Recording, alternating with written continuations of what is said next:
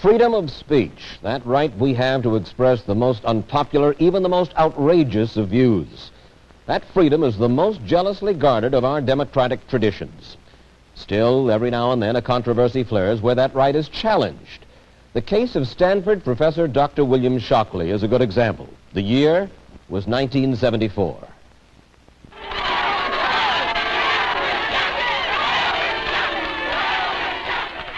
The reason for the storm is obvious. On network television, radio, and in the print press, Shockley has been emphasizing statistics that show the average American black scores lower on IQ tests than the average white. The reason for that, says Shockley, is heredity, the genes that blacks were born with, rather than conditions in which they grew up and lived. But that's just the beginning. Shockley goes on to argue that to prevent the overall intelligence of mankind from being polluted by those inferior genes, people with below normal IQ scores, blacks as well as whites, should be offered money to have themselves sterilized. Shockley calls this his voluntary sterilization bonus plan. Bonuses would be offered to everyone to be sterilized. The amount of the bonus would vary. Income taxpayers would be offered no bonus. The bonus would depend upon, and now there's a very important qualifying phrase, best scientific estimates of any genetic disabilities that might be carried. Also, I would propose a $1,000 bonus to be put into a trust fund for every point a person scores below 100 on an IQ test. Though a few other scientists agree that differences in black and white IQ scores merit further study, there is no solid proof whatever that such differences are inherited along racial lines. Scientific knowledge in this area is still so primitive that the experts can't even agree what an IQ test really measures. Though Shockley was awarded a Nobel Prize, he won it in physics as co-inventor of the transistor. He has no formal training in genetics, and most scientists write off his claims as pure speculation based on the flimsiest of data. Nobel Prize for genocide! Nobel Prize for genocide! Though Shockley has had ready access to the press, network TV, and radio, it's when he tries to speak on the college campuses of our country, at the institutions ostensibly most dedicated to the examination of new or even heretical ideas, that he has run into trouble. For instance, when a student group invited Shockley and CORE's black president Roy Innis to debate at Princeton, student demonstrators hung and burned Shockley in effigy and then picketed the hall where he was to debate. Many of them, including one student selling a communist newspaper, demanded that Shockley not be permitted to speak at all. Because his right to speak is going to justify genocide. It's going to be used to justify fascism, a fascist society in this country where we won't have the right to print this paper. So in other words, you seem to have rights which you don't want to give him. Exactly. I don't see why a university should give time to someone who has such obviously racial prejudices. You're at a university where you're supposed to be willing to discuss all ideas, aren't you? Sure, but they talk about the principle of academic freedom and free speech. And those principles mean nothing if they're not intelligently applied. And this shows a great lack of intelligence, I think. Who decides if they're being intelligently applied? The people decide. Who are the people? We are. Shockley finally was able to speak, but campus security was so tight, press coverage so restricted that Roy Innis had refused to show up. His place was taken by Ashley Montague. At Harvard, it was another story.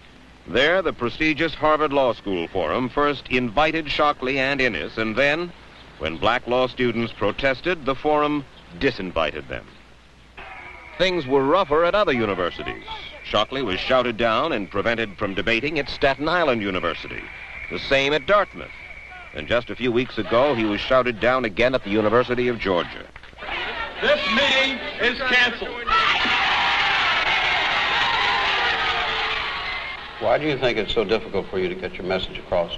Well, the message that I'm trying to get across is, I think, a very important one for the future of mankind, and one which it's very painful to face. And I feel this field is enormously loaded with taboos. People are just unwilling to think about it. If we can get the thinking going, and that's what the First Amendment is really for, I think, freedom of speech is not merely a privilege, it's a tool for producing truths. Of all the college campuses caught up in the Shockley controversy, Yale was the place where it raged the longest.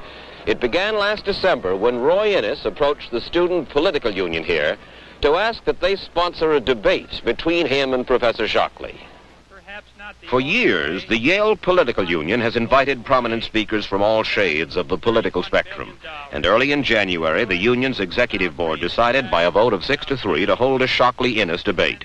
Fred Krupp is the political union president.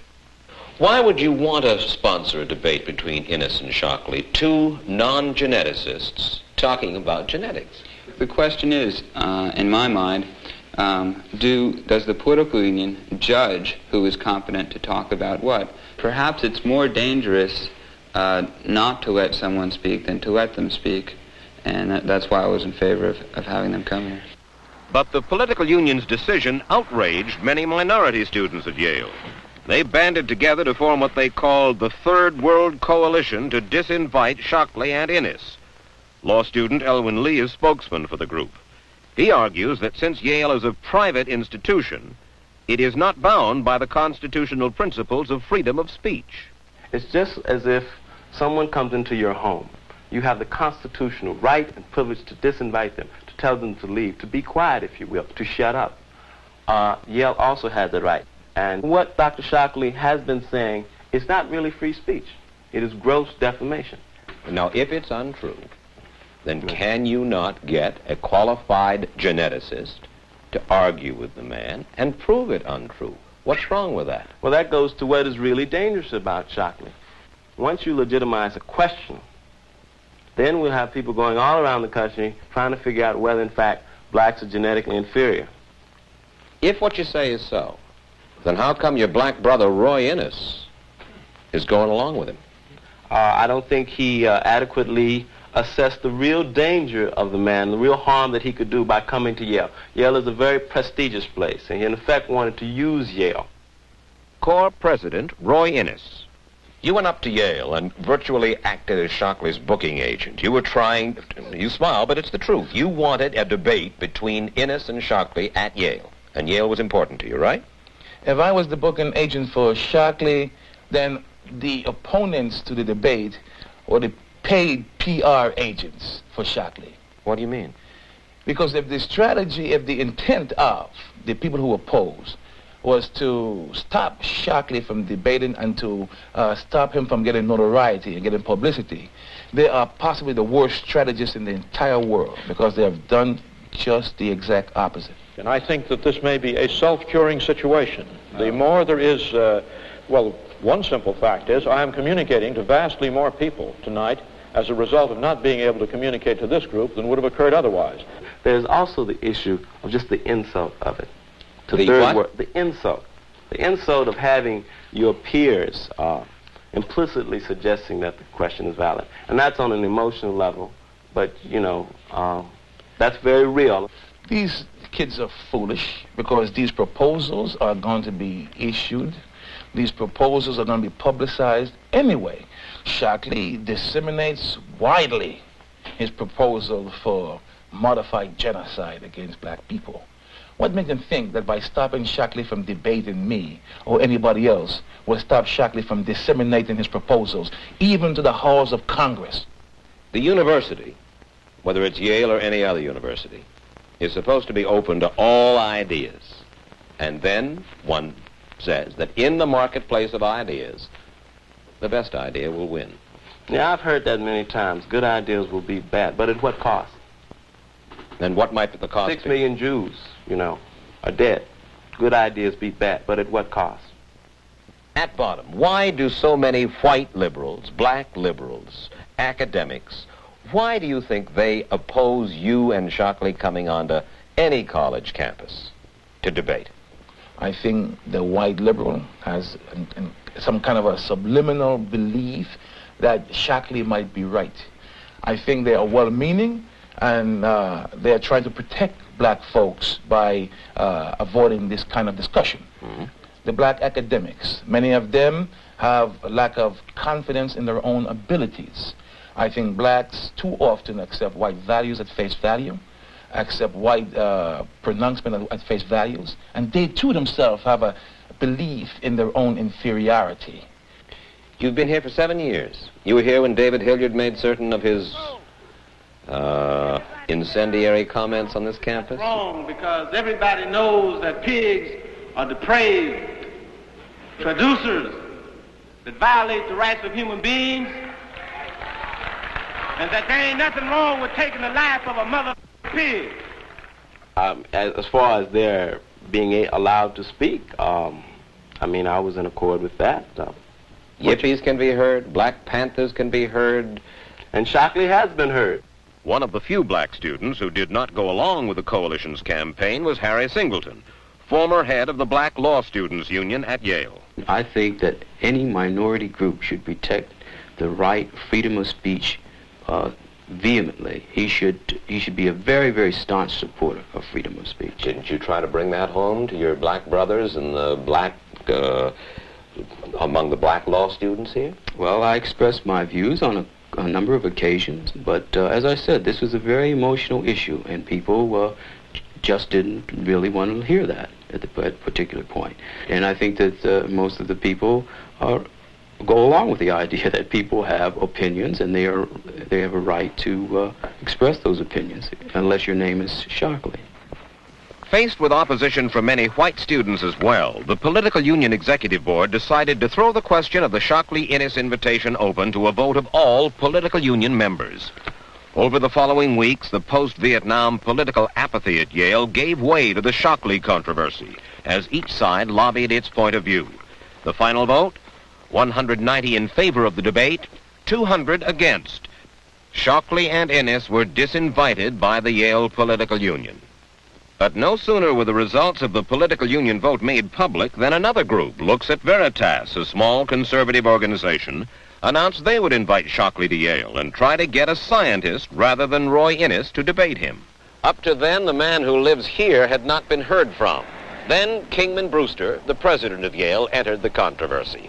He deplored what he called the use of free speech as a game, and he charged that provocation, not understanding, was behind the Lux and Veritas invitation to Professor Shockley.